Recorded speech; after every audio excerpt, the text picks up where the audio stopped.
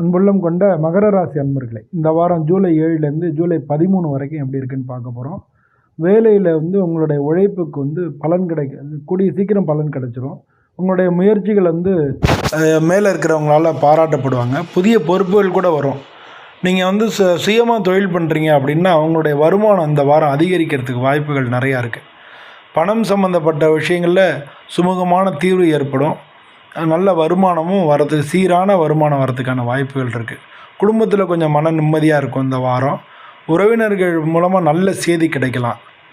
அது மாதிரி திருமணம் அப்படின்னு எடுத்துட்டோம்னா சிலருக்கு பழைய காதலர்கள் கூட திரும்ப வரதுக்கான வாய்ப்புகள் நிறையா இருக்குது.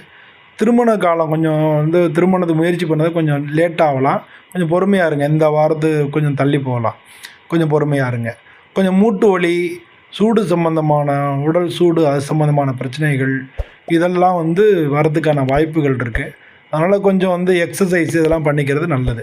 சனிக்கிழமை சனி பகவானுக்கு நல்லெண்ணெய் விளக்கு போடுறது, ஓம் சனீஸ்வராய நமஹ அப்படின்னு சொல்கிறது, இதெல்லாம் நல்லது.